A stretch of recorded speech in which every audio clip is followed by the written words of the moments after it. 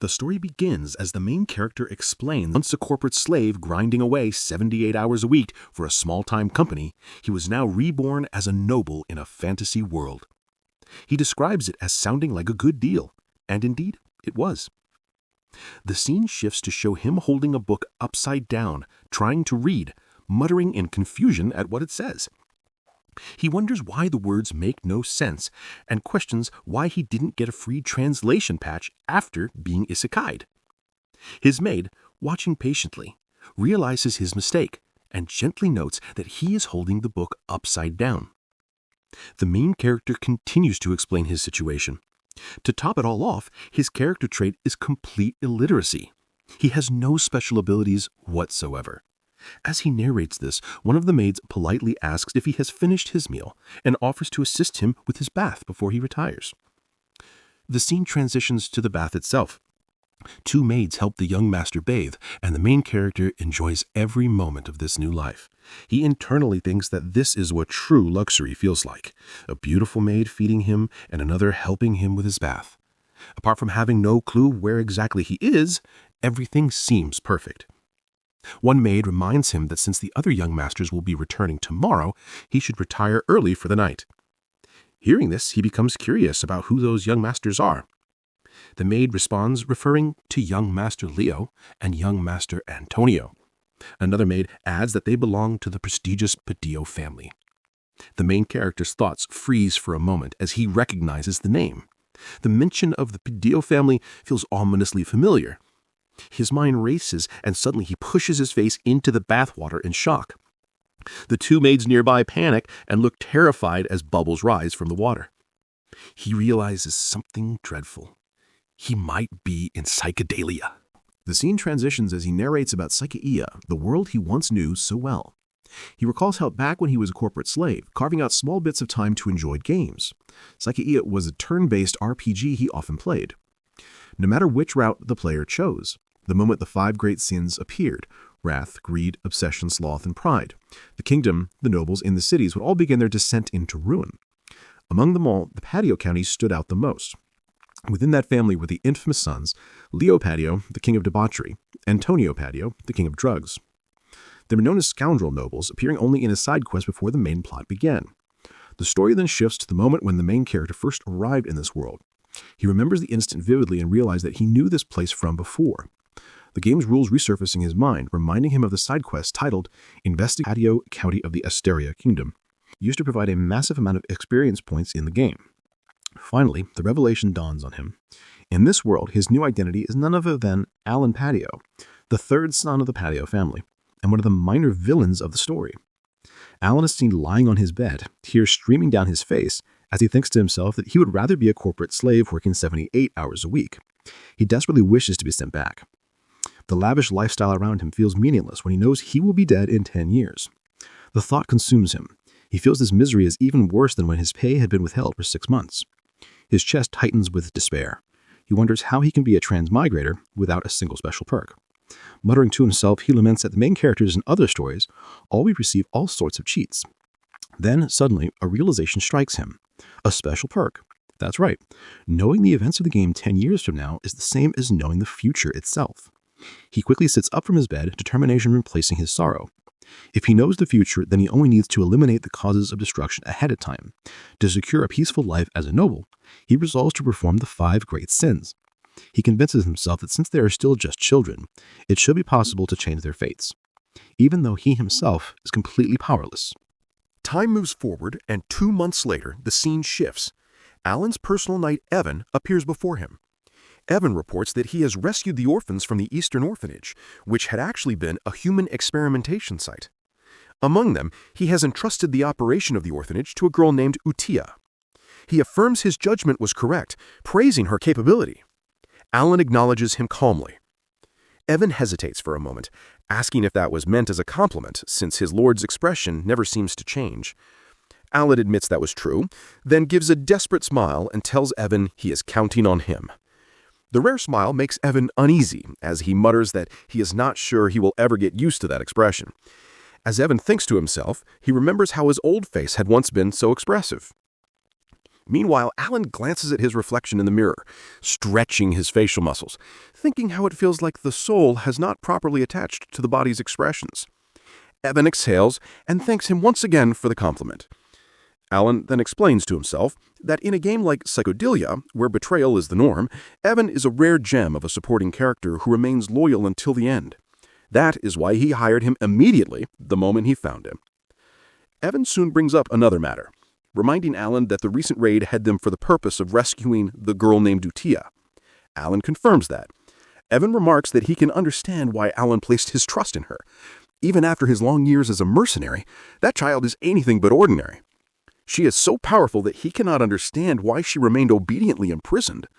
He suggests bringing her to the mansion, insisting that there is nothing to gain by leaving her there. Alan acknowledges that Evan's point is sound, yet deep in his thoughts, he knows there's more to his plan. It might seem like he is wasting her power, but leaving her exactly where she is forms part of his strategy. He then reveals details about Utia Blodia. She belongs to the monstrous blood clan, one who wields the power of an indescribable otherworldly being through a pact. In the game, she becomes the Sin of Wrath, one of the 5 great sins, a monster responsible for hundreds of thousands of deaths. But Alan believes that if she grows up in a peaceful environment, she will not join the side of ruin. He proudly thinks to himself that he has finally taken care of the first landmine.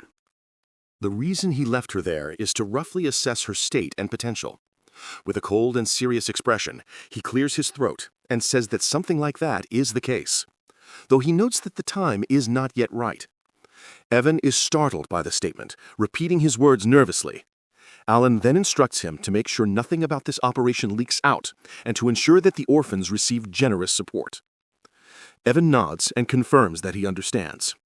Alan then hands him a letter, instructing him to deliver it to Utia. When Evan asks if the contents are important, Alan explains that it is a letter of greeting, written to calm her down. After the trauma of being experimented on, Evan is surprised by his lord's thoughtfulness, remarking that to think he would even write such a letter. He promises to deliver it safely. After Evan departs, Alan sits back and reflects to himself. He doesn't know if the letter will actually calm Utia down, but for now, he has to at least try.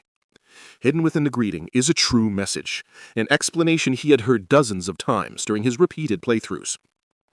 He recalls the words of the Archbishop from the game, who once said that the spell to befriend the monstrous blood clan would surely have a calming effect.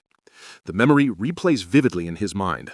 The Archbishop had cried out, commanding the Sin of Wrath to be calm, chanting, "Companion of darkness, tomb of light, one hope and one belonging." It was a key phrase that appeared during the Sin of Wrath storyline, a word or passage that held power. A brief scene shows Utia in a frenzy, mercilessly slaughtering people. Blood splatters across the floor. Alan remembers that in the game, this was the point where the spell failed and a battle began. But now, 10 years before those events, he believes it might not be too late to change that future. He sighs deeply, thinking that now that he has dealt with one of the 5 destruction flags, he needs to decide who will be next. Befriending a monster with a single phrase sounds ridiculous, yet considering her clan worships some otherworldly existence, it just might work.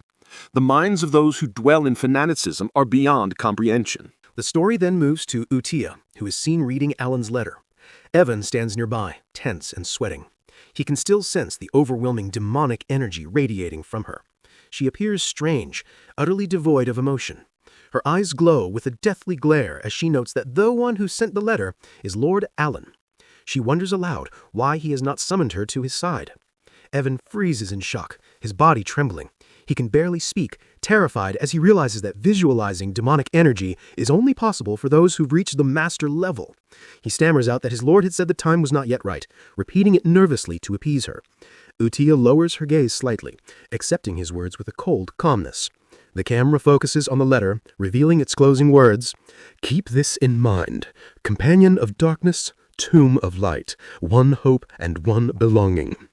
Holding the letter close to her chest, Utia whispers that this is surely a promise only her master would know. She roughly understands his will. Evan, still fearful, slowly reaches for his sword, but Utia only smiles, her expression dark and eerie, as if amused by the entire situation. Meanwhile, back at the mansion, Alan lies on his bed once more. He sighs contentedly, whispering to himself that it has been a fulfilling day, one spent extending his cushy life. As he looks up at the night sky, he thinks even the bright moon seems to be cheering for him. With that comforting thought, he closes his eyes, determined to work just as hard on the next one. In the next scene, Alan is seen in the library searching for a book. As he continues to look, a book suddenly falls on his head. Irritated, he mutters in frustration, feeling annoyed that there's nothing useful there. Finding a clue for the third boss is turning into a real pain for him.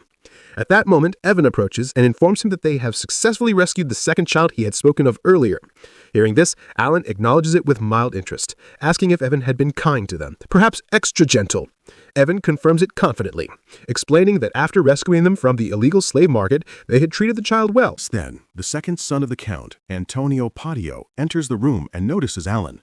With a mocking tone, he remarks on seeing him there, surprised to find him with a book.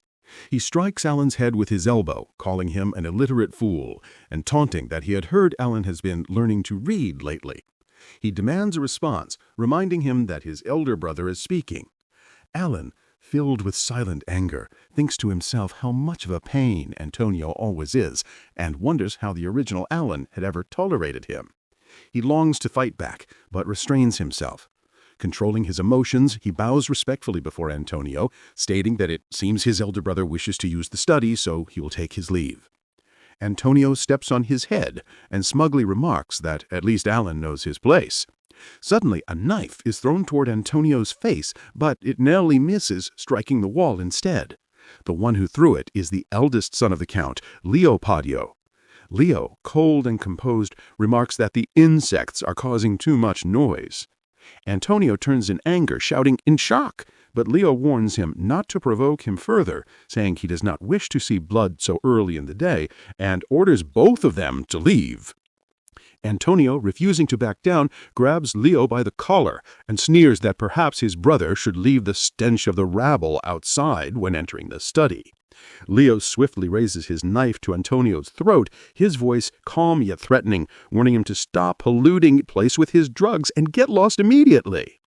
Watching this escalating confrontation, Alan feels a wave of irritation and quietly slips away from the scene.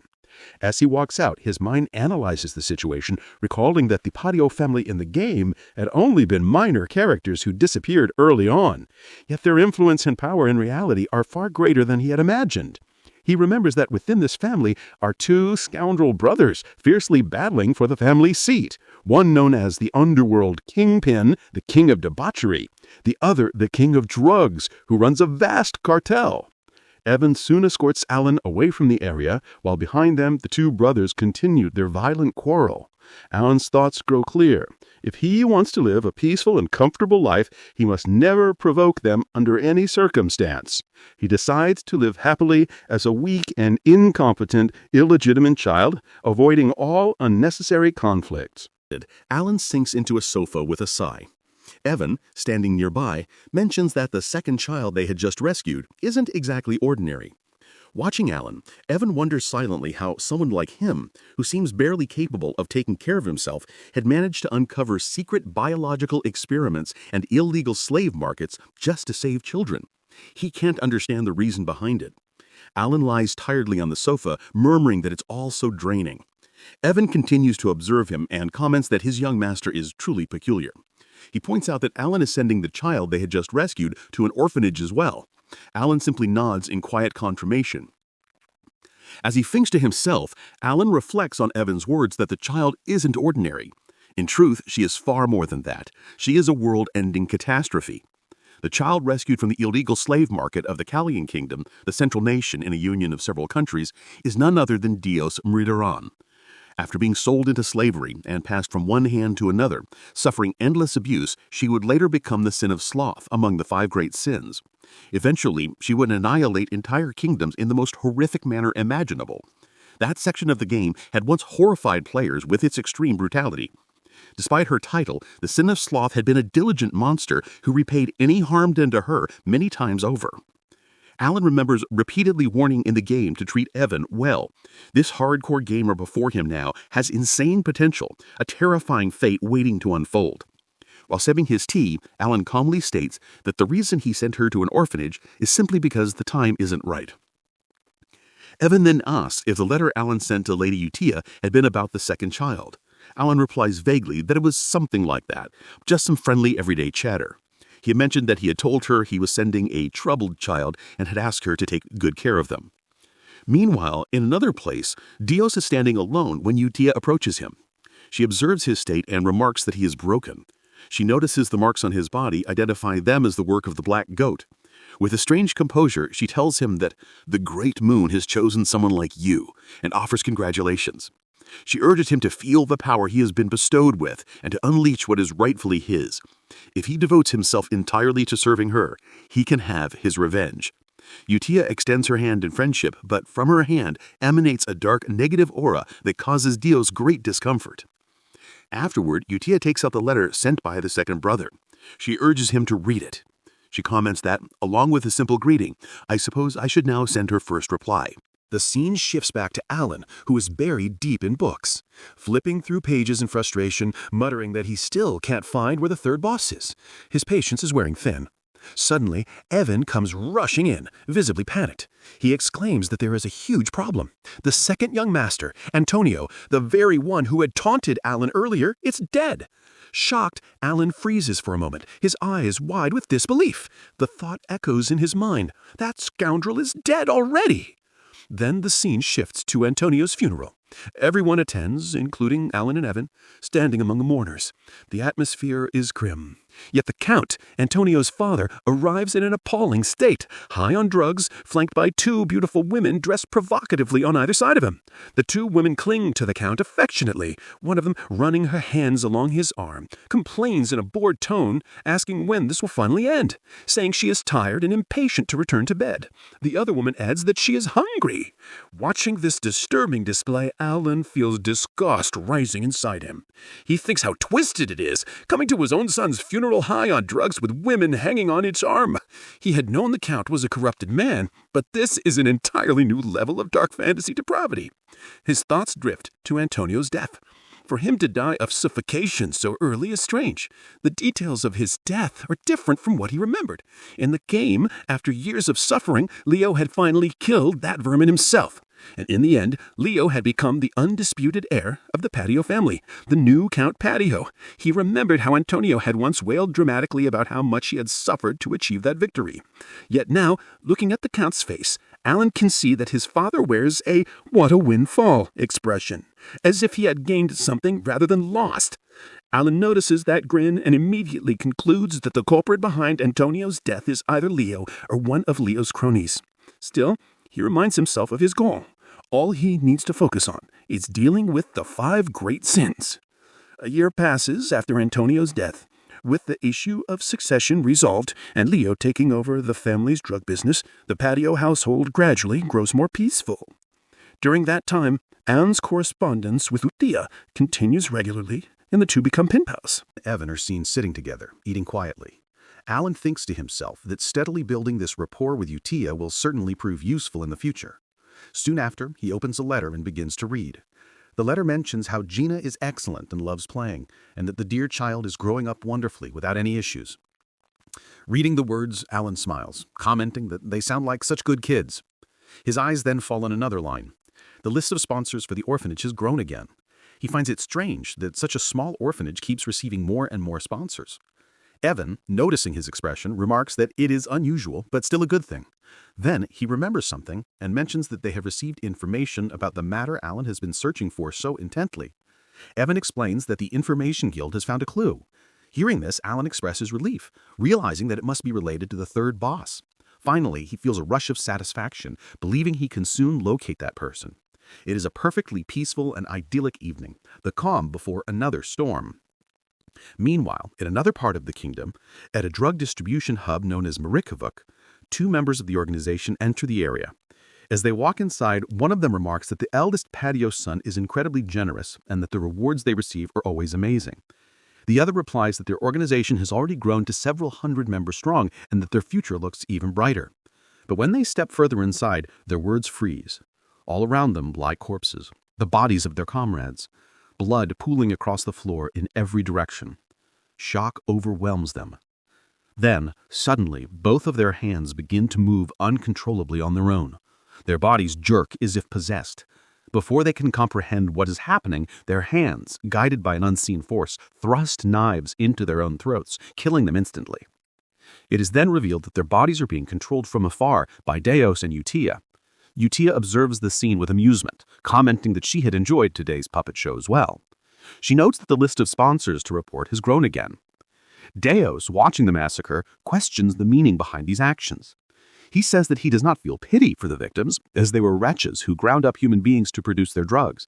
Yet he cannot understand how this act contributes to his revenge. Udia calmly responds that it is indeed meaningful. Everything happening now is merely the cornerstone, the foundation being laid for his return. She explains that when he finally arrives, it would not do for his place to appear shabby or unworthy. A sly smirk crosses Udia's face. Deos acknowledges her reasoning with quiet understanding. Then, using her power, Udia begins to rise into the air, her presence radiating energy that lifts Deos along with her. Her voice echoes with dark reverence as she declares that everything is proceeding according to his will, for their blue moon, she says, is his sword. It has been 2 years